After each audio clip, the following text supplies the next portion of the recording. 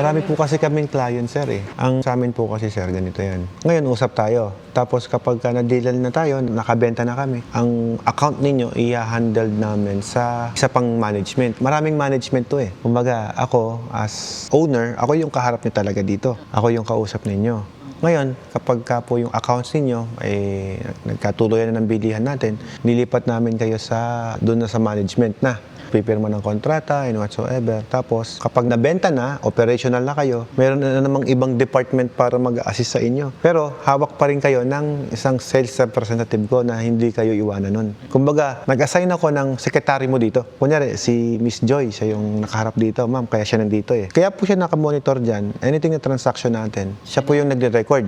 Ngayon po, yung ledger niya, lahat ng bilhin nyo rito, naka-report yun sa kanya. Kung ano yung concern ninyo, ano yung problem nyo, nasa isang tao lang din. Siya lang po yung hanapin nyo. Not unless pagka pinalitan ko siya, kunwari, pinromote ko na siya. O, dito ka na sa ibang department ka na. Ito-turn over namin yung account mo sa ibang sales, pero may isang tao lang kayong hanapin every time natatawag kayo dito. Naka-monitor pa. Naka-monitor. Pag tumawag ka rito, office hour lang. Huwag namang gabi kung naka-out na sila. Oo. So, maintindihan mo naman siguro kami sa part na yon na hindi kami 24/7 na andyan. Kasi kami din po, para tumagal din yung mga staff namin, nirespeto rin namin yung oras nila. Pag pahinga nila eh. Kasi siyempre, ang bayad ko sa kanila, sir, ato eh. Yung oras na nagkatrabaho sila, yung naka-in sila. Ngayon, pag out niyan, eh, magkakabarkada na kami. Kumbaga, personal na buhay na namin yon. Diba? Business is business. Ngayon, kapag tinawagan mo kami ng madaling araw, sir, or gabi, sir, expect mo. Wala talagang sasagot sa'yo. Not unless hawak ko yung cellphone. Last time, nakakatsambang ganun. Nag-message, emergency. Nung dina-assist ko, alas 11 ng gabi.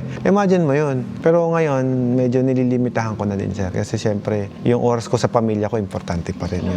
Office hour lang. Sa amin naman, madali namang kontakin. Kaya nga po kami maraming napansin nyo dyan sa flyers namin. Ang daming contact number, oh. Para pag busy yung isa, okay sir, pag hindi nasagot yung tawag mo, chat mo kami. Para at least, sir, emergency lang, may inquiries lang kami. Para pag tapos na yung isang kausap niya, tawagan ka. Ganun po yun. Kumbaga, tumatawag ka, syempre makikita mo busy yung line kasi marami ring sumasagot. Marami ring tumatawag. Kung di ka makapasok, mag-message ka. Yun ang pinaka-best thing to do. Message us and then we will call you back para mas mabilis yung transaction. Pag sa after sales po yun si Miss Joy, yan, siya po yung nakaharap ngayon, kapag po may problem yung machine, syempre di naman po siya technician. So siya po yung parang pinaka-attorney mo dito, ma'am.